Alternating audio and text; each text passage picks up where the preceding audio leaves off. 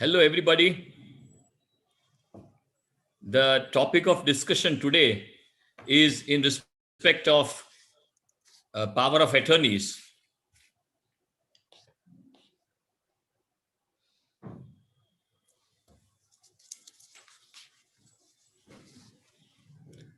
So first and foremost, what I would wish is that let us understand what are the basics of a power of attorney. Basically, a power of attorney is something where one person is entrusting powers to another person to do certain acts. Now, there are certain acts which can be entrusted to somebody in respect of the financial affairs and the compliance part, and certain affairs which cannot be, or there are certain restrictions under the regulations. So basically, it is giving power by one person to another person in a circumstance that the person whom, in respect of whom the transactions are supposed to be carried out, might be absent in the country or might not be in a capacity to carry out those transactions himself. So he is giving away the powers to somebody. Now, one more important thing which comes out of this arrangement is that at times people start feeling that when I have given a power of attorney to somebody, I myself, who is the giver of the power of attorney, cannot carry out those acts because I have already given a power of attorney. No. The position of, or rather the basis of law is very clear. All the acts which are related to a person can always be done or can be carried out by that person himself always. And it can also, I'm using the word also, be carried out by the person to whom a power of attorney or the right has been given to carry out the acts. Now, initially, what happened was that there used to be a power of attorney which would contain clauses that would include carrying out banking and all other related kinds of transactions, and that used to work okay. In recent times, what has happened is that different banks have their own formats and their own ways in which they would allow somebody to operate the account other than the account holder. And that is called signing a mandate. So that power of attorney which we were executing all these years is something which remains okay, fine. But beyond that, that respective bank asks for signing of a bank mandate. And at times what happens is that they recognize only their bank mandate and they do not respect whatever are the powers which are given under the power of attorney. Say the power of attorney would contain that banking transactions can be carried out on my behalf. But the respective bank would say that the account holder need to sign my bank mandate. Then one another thing which is very important at times it creates misunderstanding and misconceptions is that this power of attorney is something which is for eternity. No.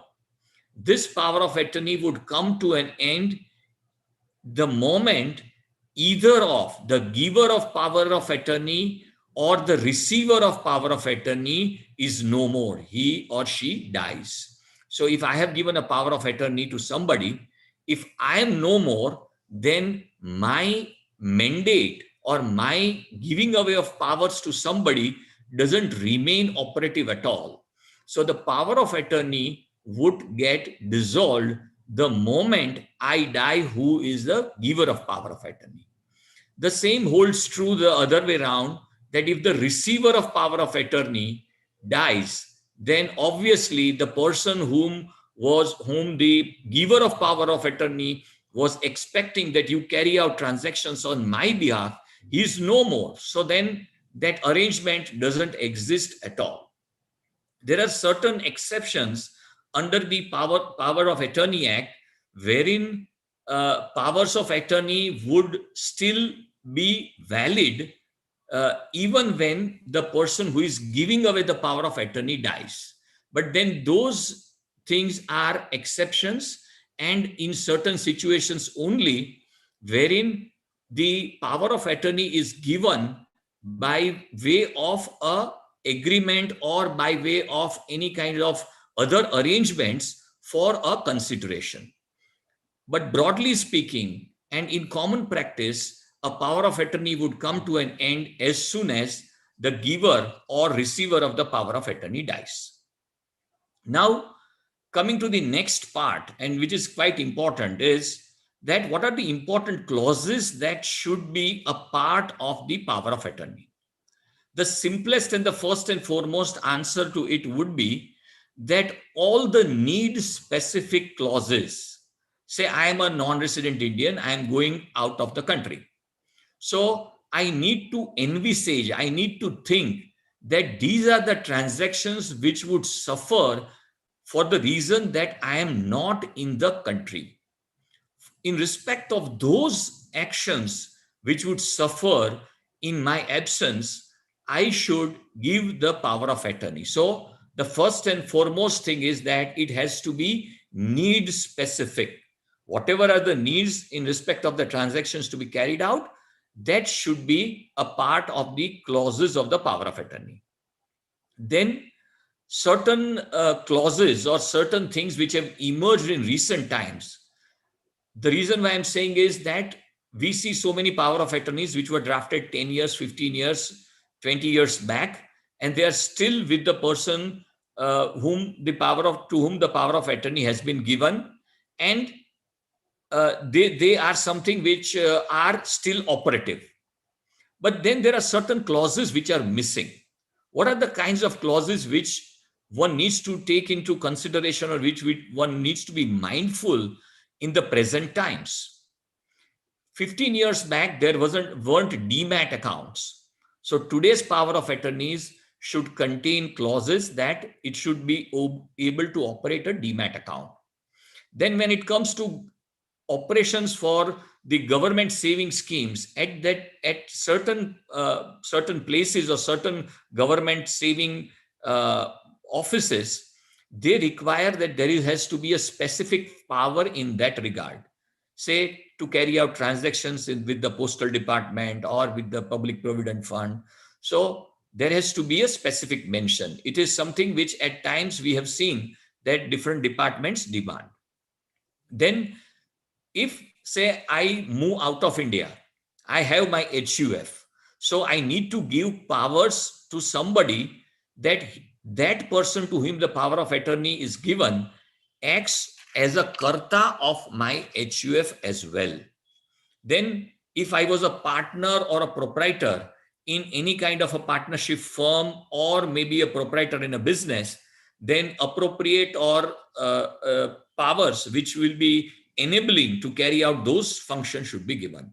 Then if I'm a director of a company, then appropriate powers should be given. At times, receiving claims under the will, say if somebody dies and I'm supposed to receive a claim, but I'm not in the country. So the person who is the person who is in charge of giving away the bequests of the will, that person would demand that I want a receipt of the monies that are received under the will.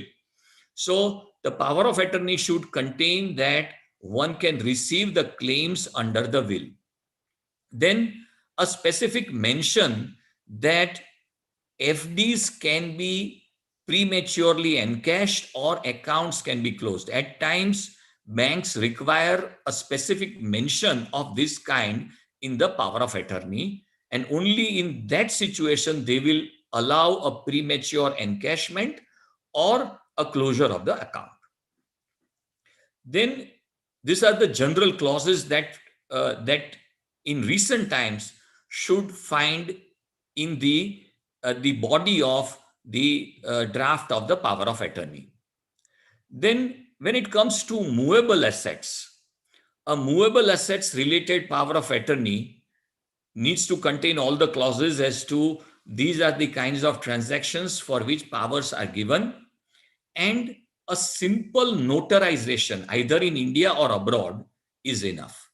The moment that power of attorney, which is maybe at times even on a plain paper, executed or rather signed before a notary public outside of India, can be received in India, and later on, appropriate stamp duty on it can be paid. Say if in the state of Gujarat, the stamp duty on the power of attorney of movable assets is 300 rupees. So if on a plain paper, if I send a draft copy to a non-resident who is outside of India, that person takes prints on paper, plain paper. Obviously, there aren't stamp papers out there in the foreign country. So he takes prints on plain paper, signs it before notary public, and sends it to India. The moment it's received in India, then appropriate stamp duty is supposed to be paid. As I said, in state of Gujarat, it is just 300 rupees. So on the payment of that 300 rupees of stamp duty, that power of attorney becomes a valid power of attorney as far as movable assets are concerned.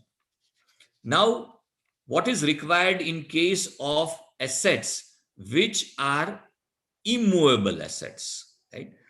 Our understanding and our study says that those kinds of power of attorneys which used to be operative or which used to work in earlier times, which were just notarized, would not work for immovable assets anymore.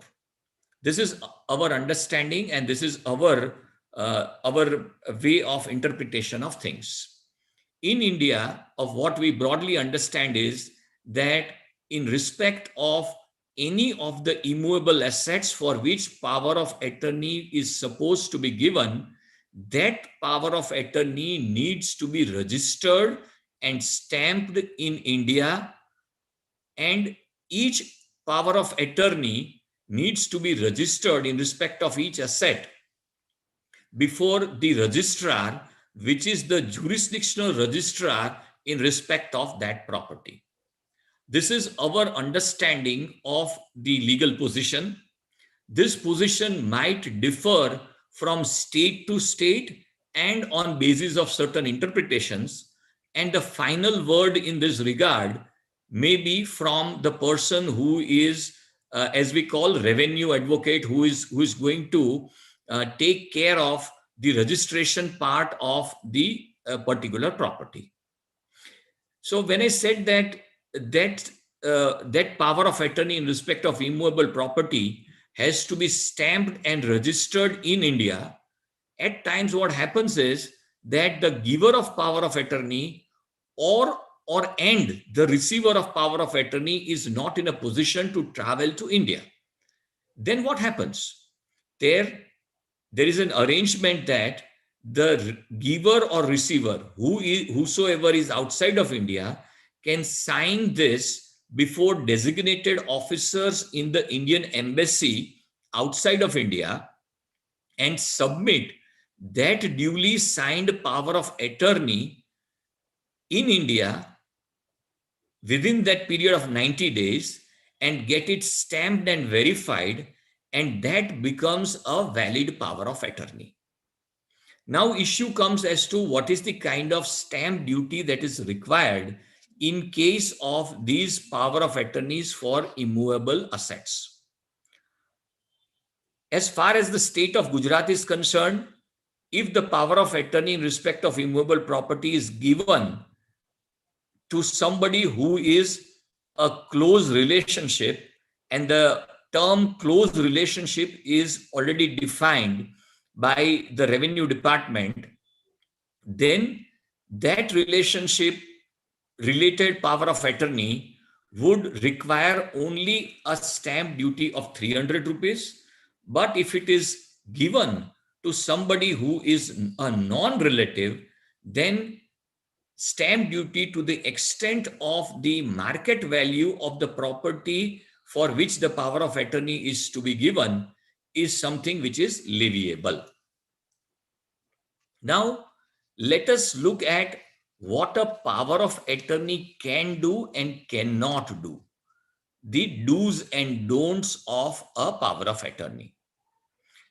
A power of attorney, especially in respect of a NRE or an NRO account, that power of attorney holder can make payments for the investments and remit funds outside of India in the account of the person for whom he is acting as a power of attorney holder. So I am a power of attorney holder for a particular person, then I can remit the funds by my right as a power of attorney holder to the account of that very person outside of India and not to any other account.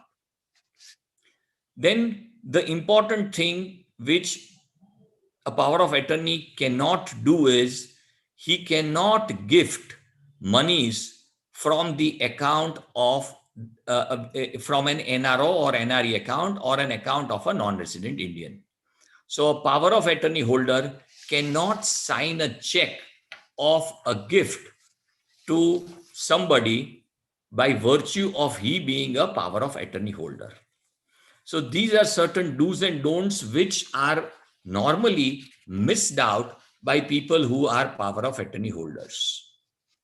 Then one thing which came up in my mind recently is that uh, a thought that his power of attorney, because earlier what used to happen was that anybody who was going abroad, despite the fact that he was under a lot of rush going outside and preparing so many things because he was going for good at times outside of India. But one of the most important things that he would not miss out in doing is that he would execute a power of attorney. But now the things are slowly and they're quite changing. And for that reason, at times I would feel that if the transactions of somebody are of a certain type, then that person who is a non-resident Indian need not give a power of attorney to anybody in India. Say a non-resident Indian is contemplating investments in certain financial assets, or he wants to make payments for certain things to somebody from his NRO or NRE accounts in India. Now these things can be done very much online. So he need not have anybody to sign checks in India, but he can make payments right sitting outside of India to the respective beneficiary by just click of a button. Then another thing, insofar as investments are concerned, most of the jurisdictions, except USA and Canada, they can make investments into mutual funds and online on an online basis by on an electronic methodology. They don't require any physical signing of forms or any kind of physical execution of any documents. So any investments can also be done without having a power of attorney. As I said, and I repeat, this would not hold true for non-resident Indians who are in USA or Canada. They are not given the benefit of doing transactions on a electronic basis from India. Then when it comes to transfer of funds from India, then there is a certain requirement that it needs to be signed either by the person, transfer of funds, maybe from the NRO account to the NRE account or from the NRO account to outside of India. Then it requires a specific signing of certain forms and to be submitted to the bank. So in that kind of a scenario, either the account holder has to sign or the power of attorney holder has to sign those documents. When it comes to compliances under different laws, especially the income tax, because income tax, you have to file your returns every year. In earlier times, what used to happen was that in earlier times, what used to happen was that the form needs to be signed physically and had to be submitted to the income tax department. Now that is no more a case wherein you have to file electronically and you can validate it even electronically. So, filing of tax returns, filing of replies, filing of so many documents with the government departments has also become completely online, and hence the need for somebody to definitely have a power of attorney has come under a challenge. And at times, I know of cases where people would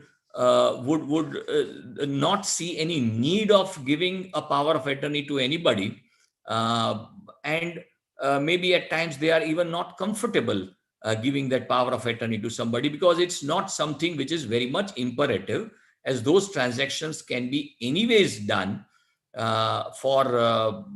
from sitting outside of India on a seamless basis.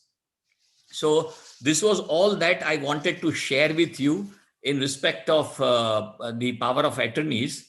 And I will take up questions, whatever they are, in respect of the power of attorney topic that I have discussed, or in respect of any topics which find interest for the non-resident Indians. All that you need to do is that you need to press the button of raise your hands and speak out your name and occupation, and I will definitely, and the location where you are right now, or where you are from, and I will answer those questions. And you can even write your, or just type your questions in the chat box, and my office will read out those questions and put it forward to me, and I will address those questions. Uh, Please, the house is open for questions.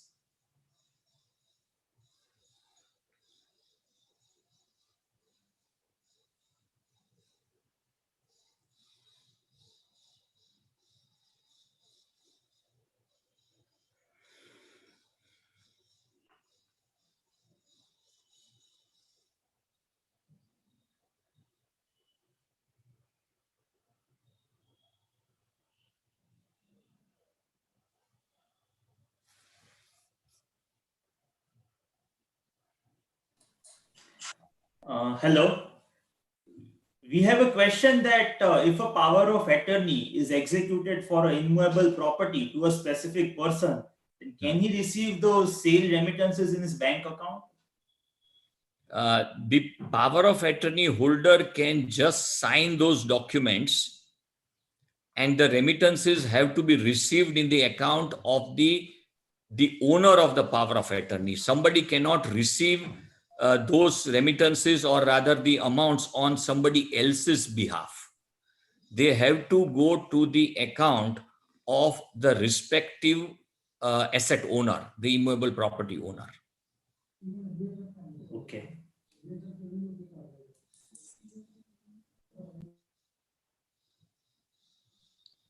Hello.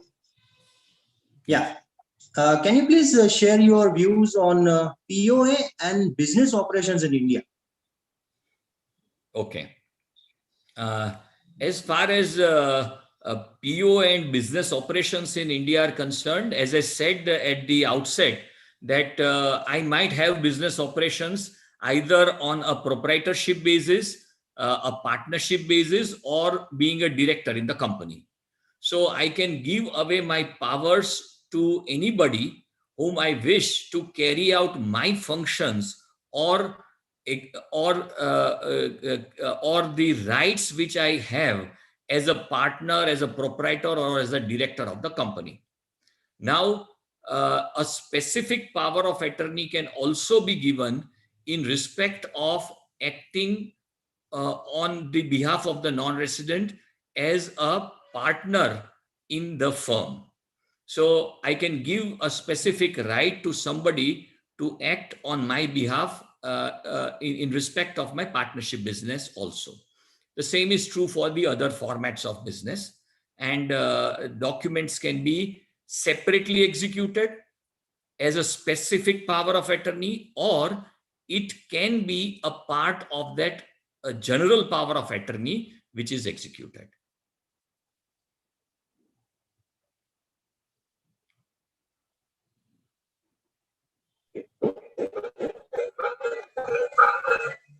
Hello. Yes. Sir, are there any limits for a power of attorney while making the payments on certain transactions? No, there aren't any limits specifically for making any payments. The only thing is that that person needs to be authorized. Otherwise, there aren't any limits specifically built under law. If a bank, for their own reasons, has got certain limits, but I understand, I have not come across through a case where there are certain limits on the amounts of amount which could be transacted by a power of attorney in terms of any caps.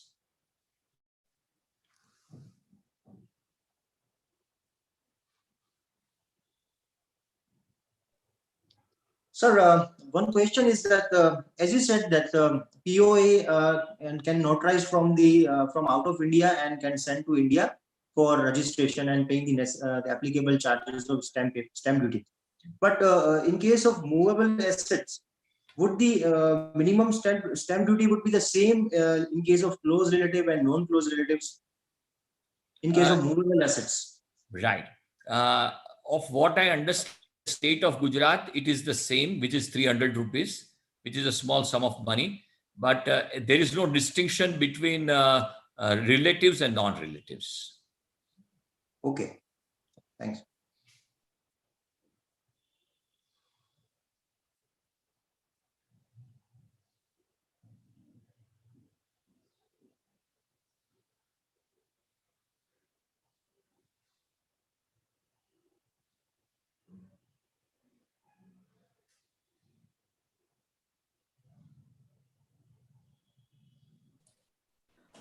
Can a power of attorney be authorized to multiple persons, or for different powers for different authorizations to different persons?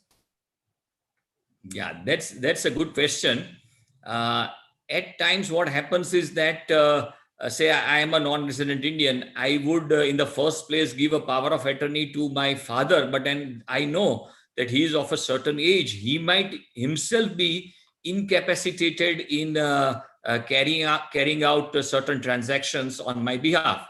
So what I can do is that I can give a power of attorney on a and/or basis. So it will be my father and/or my brother. So that is the manner in which a power of attorney can be given to somebody. Then, say in respect of certain specific kind of requirements, say in respect of banking and those transactions, I give a power of attorney to my family members. But when it comes to power of attorney in respect of my business, I might give that power of attorney, being a non-resident, to somebody who is my trusted employee, my team member, or some partner or some other director. So that can make life for operations of that particular business quite easy and seamless. So in a nutshell, the answer would be that yes, multiple people can be assigned the rights of power under the power of attorney, and different power of attorneys can also be executed for different purposes.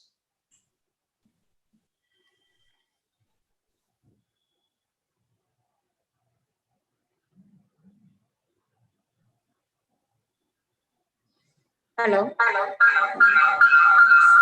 Sir, can power of attorney buy a property in India, and would the process be same as it is in the selling of the property?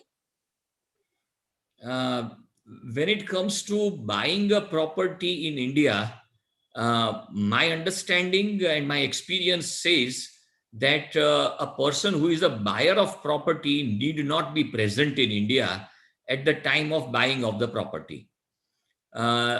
He needs to sign the document, and our experience says that You can send that document out to that person who is the buyer. He can sign those documents, and that those documents can come back to India. But the person who is the seller has to be present before the registrar in India and sign the documents before the registrar and present those documents. But at times there is a agreement at times in the transfer of property where there are certain obligations for the buyer as well.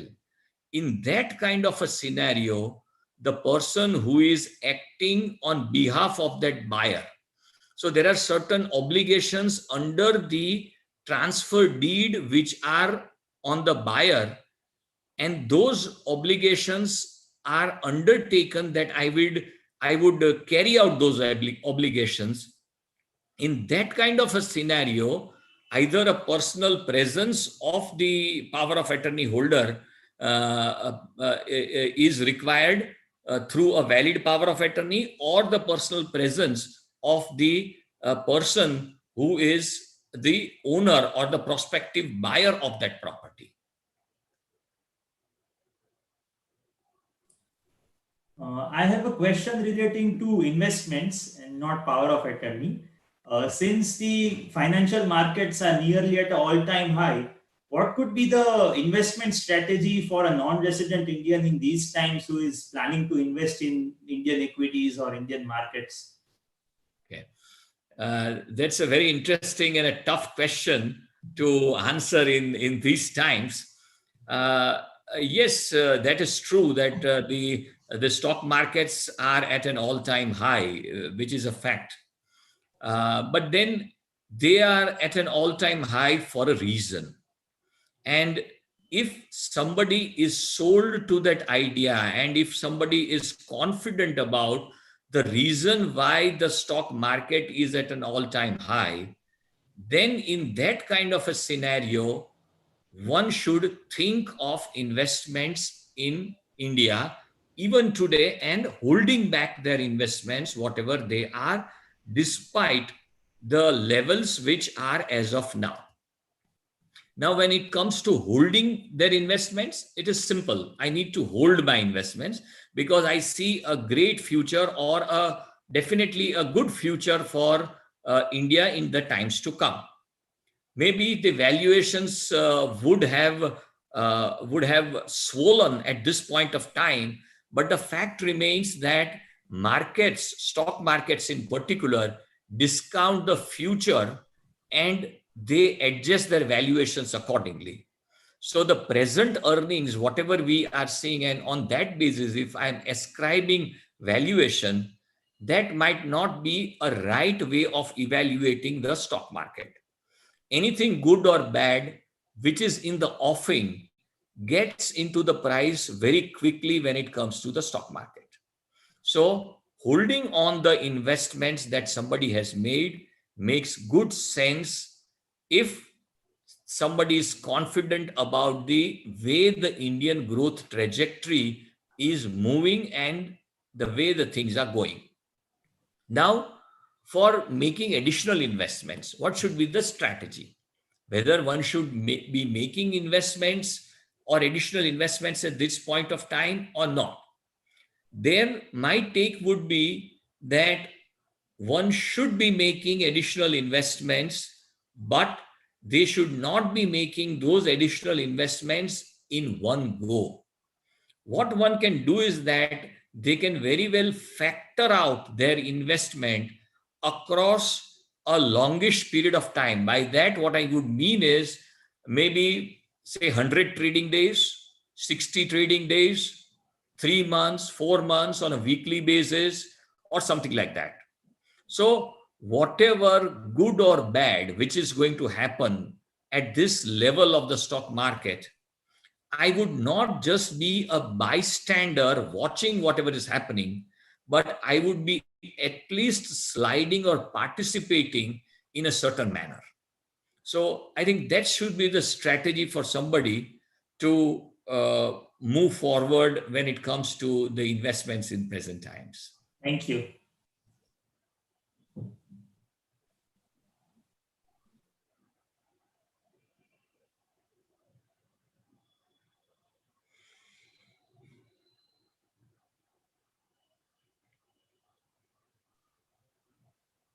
Hello, this is Dilip. Hello, how are you? Okay, good. I was just going to ask you about what are the good investment areas now in India? Okay. You are based in US, right? I'm based in US, yes. Right. Uh, the best investment areas by which somebody can participate in India in terms of investments are through investment in financial assets.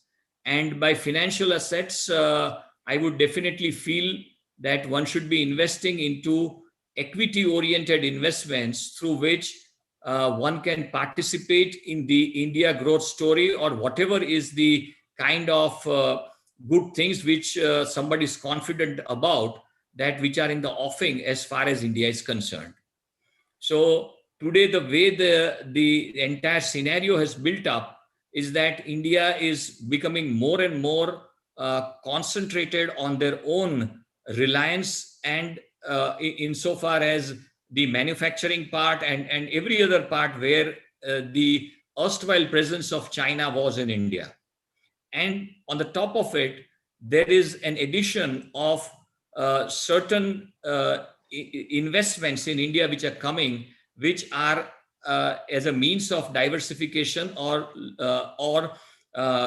rather transferring those manufacturings to India. So these are the major areas which will give a flip up to the economy. So in order to participate in that, the best place could be the Indian stock market. And as far as persons who are in US especially, the best way to participate is either through the mutual fund route, wherein the portfolios are managed in a manner that whatever is suited at that particular time, they are actively managed, or through a portfolio management services route.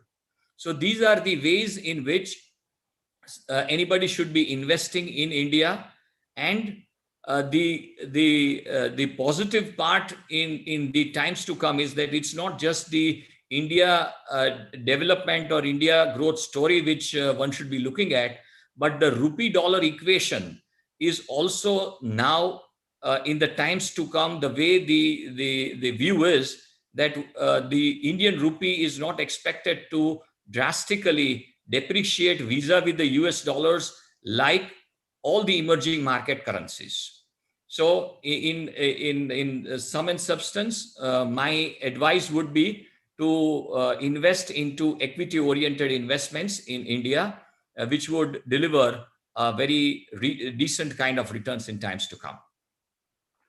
Thank you. One other question, with the COVID-19 around, things have changed. Do you see in India that manufacturing or businesses would move out of big cities and into smaller towns? Yes, what you say could be right. And that is something which is a trend which is happening for two reasons. One, as you rightly said, that and the way we say is that India has been impacted to a certain extent now by COVID, but Bharat, which is the rural part of India, or the deep sections of India, they have been very much less impacted. So all the areas which are areas of the economy, maybe agriculture, production, which is located outside of big cities, yes, that is less impacted. And the manufacturing and the activity on the economic front is going to be a little more seamless out in those rural or semi-urban or non-urban areas. Yes, you're right. Thank you. Thank you for the answers. Appreciate that. Thank you.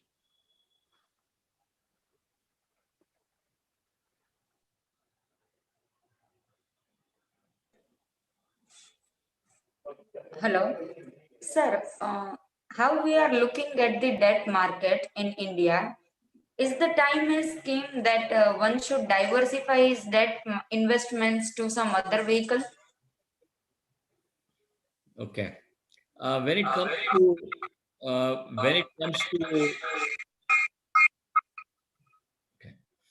when it comes to investment by non-resident Indians in debt-based instruments, in my view, the developed markets who have got an exposure, people from the developed markets or non-resident Indians from the developed markets who have got exposure in India in terms of investments in financial assets, if they are willing to take some kind of a risk and they are comfortable with some kind of a risk, investment into debt-based investments at this juncture might not be a very great idea.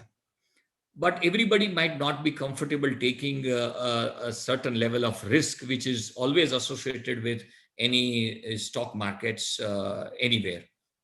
In that case, if this money is from non-resident Indians were from developed markets, I don't see a great reason for those monies to be in India, because as I have always been saying at different occasions to different people, that all the returns which are in US or maybe in UK are akin to that in India. The point is, somebody would say that on the face of it, the rate of interest in India are on the higher side, and the rates of interest in US are on the lower side. But the fact remains that the real rate of interest, which is the interest rate, which is the nominal rate, the rate at which the banks take those deposits, minus the inflation, is the real rate of return. Now, when you compare the real rate of return across these two economies, maybe India or maybe a US, then there isn't a lot of difference. India is running an inflation of at least 4%, which the RBI is quite comfortable with. So if on a 5.4% fixed deposit of State Bank of India, if there is a 4% inflation, then my net return is just 1.4%. Whilst in case of US, I don't see there is any great inflation. And if from the rate of return, which is a risk-free return, if you deduct inflation, then there is hardly any difference or there is any material difference between the rates of return. So then if somebody is thinking of just investing into debt-based instruments, India might not be a very great opportunity for them. It's better that to invest those funds in their respective countries where they are right now residents. When it comes to non-resident Indians who are from the Middle East or Africa or some other jurisdictions, yes, it does make sense investing into Indian debt-based instruments. And there, the most favored kind of debt-based instruments for non-resident Indians is a NRE account, because NRE account would give a tax-free return, and at least some of the savings can be in the NRE account. They can look at an FCNR account if they want an exposure fund sitting in India, but taking an exposure outside of outside of India currencies. Yes, that is an option. So these are the two major areas where somebody can look off for investing. If there are NRO funds, then they can look for fixed deposits into institutions like an HDFC, which will give a better rate of return. By today's standards, it would be 6.25 kind of a return on a fixed deposit. So that could be in respect of the NRO money. So these are the kinds of debt-based instruments which somebody can look forward to.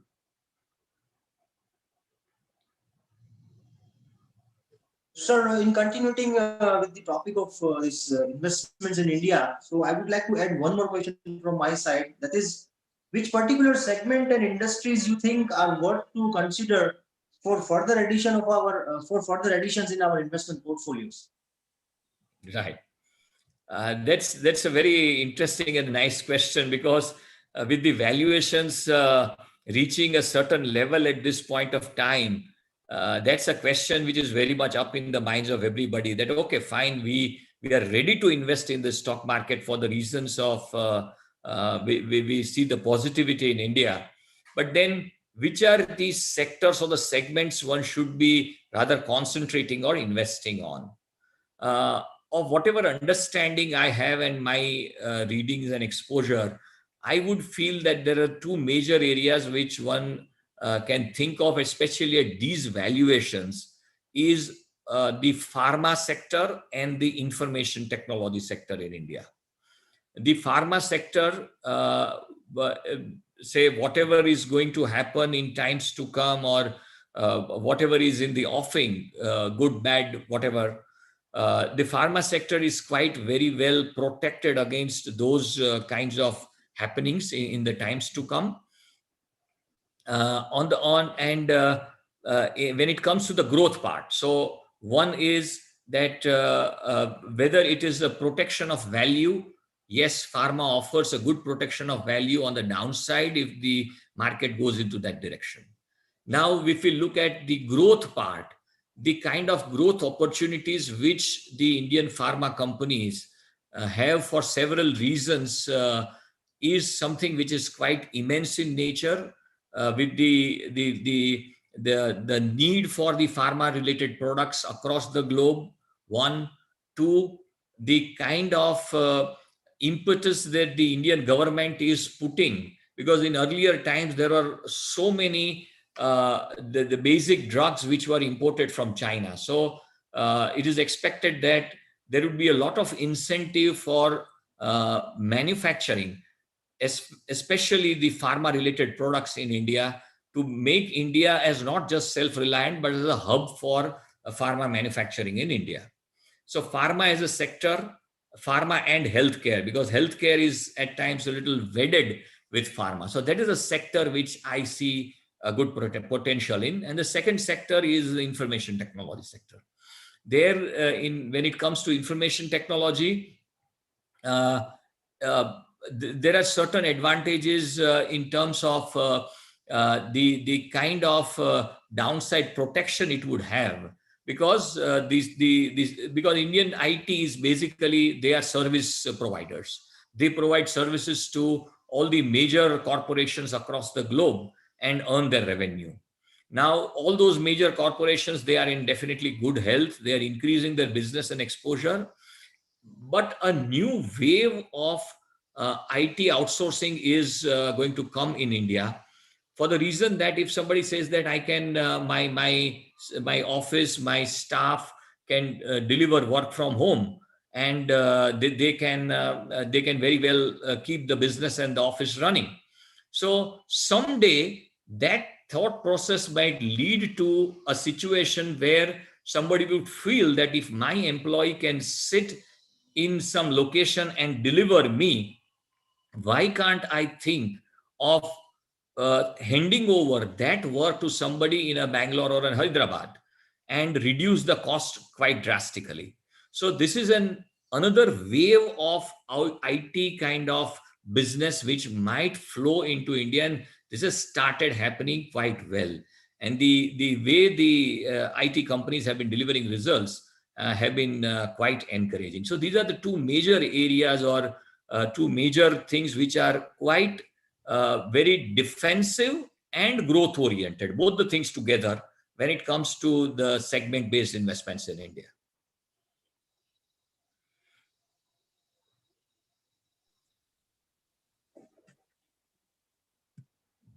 Sir, what are the expectations from the upcoming budget?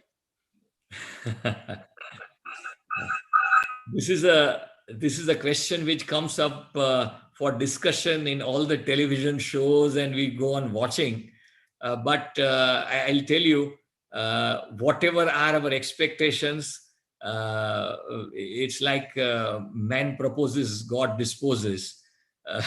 So they have their own line of thinking and own set of constraints the government might be having, and everybody who is asking for kinds of expectations would have their own thought processes and maybe at times vested interest.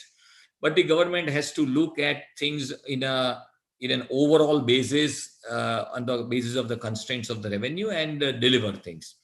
Having said this, yes, the expectation on a broad basis is something which is very clear, that now the focus of the government is definitely on the aspect that India needs to revive its manufacturing.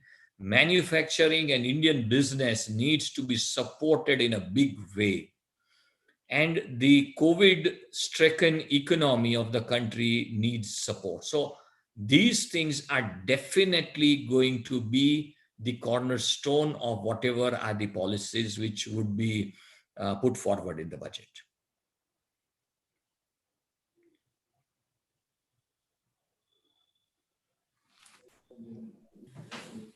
Since we discussed about the two sectors, namely IT and pharma, what could be the manner of participating in these two sectors for someone who is not so aware about which stocks to buy in these two sectors? Since we have a lot of resident participants as well as non-residents in this webinar.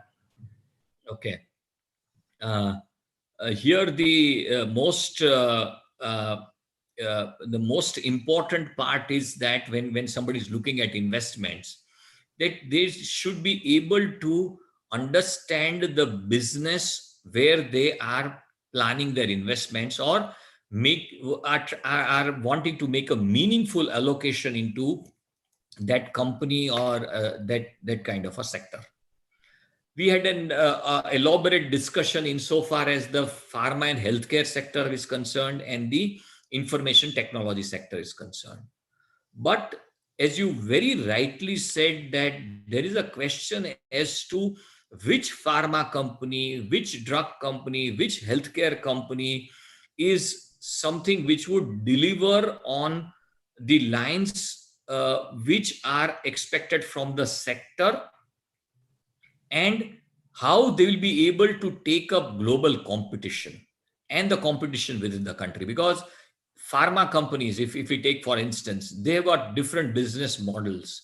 Either they are catering to the Indian market or the global market or the bulk drug market, and so many and so forth, so many of the things. Certain lines of research and manufacturing are profitable, some are not so very profitable. So that's something which requires a lot of technical understanding of things and analyzing of things. What is the US FDA going to do in respect of a particular company? So that's a complex thing. The same is true for the IT companies. Which IT companies would be able to shore up their margins? Which are the areas which they are catering to? And what are the prospects of those companies, those corporations where they are exposed to? So that's a complex affair. So the simple answer to this complex affair is that invest in a managed portfolio and managed portfolios. So if I am supposed to allocate 100 rupees, and if I say that 50 will go to IT, 50 will go to pharma, in that 50 to the pharma side, maybe I will take good quality mutual funds or managed portfolios of say 25 each, and put that money to work, which is a basket of stocks on pharma and health. And then the same holds true for the IT side as well. So managed portfolios, especially into these kinds of complex sectors, is something which is the answer when it comes to investments.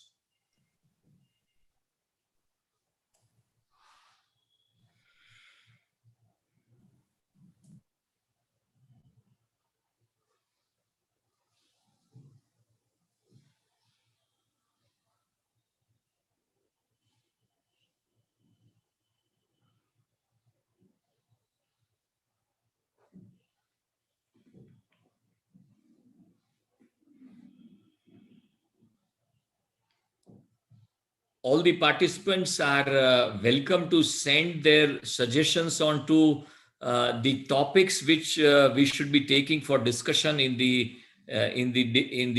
weekends to come. These are the topics that we are taking up on the basis of whatever understanding that we have in respect of the need of the respective the non-residents. But we can take up those topics also which would find interest for the non-residents to get a little more insight and information, we can definitely talk on that. And we are planning a session on the union budget. On the union budget is supposed to be delivered on the 1st of February, and we are planning a presentation especially for non-resident Indians on that weekend, Saturday in the evening, and we'll be putting forward the details to everybody, and all are welcome to participate. People can put forward their questions, their suggestions, whatever they might be, on either on all our connecting points, may it be on by email, on our social media platforms, or anywhere. And we'll definitely like that. We want to be more and more interactive and come closer to and be solutions provider, because in these times what is happening is that you get a lot of information on the press of the button. Our endeavor for this program is that we want to provide solutions in respect of clinching issues and questions which are there up in the mind of the non-resident Indian. So information, as I said, is abundant, but our endeavor is to provide solutions and reach out to them on a platform where they can just talk freely and ask their own questions. I think with these words, we'll close this session. And thank you very much. Thanks to everybody for participating in this webinar. And we'll meet next week, and we'll continue to meet in the weeks to come. Thank you very much. Thank you.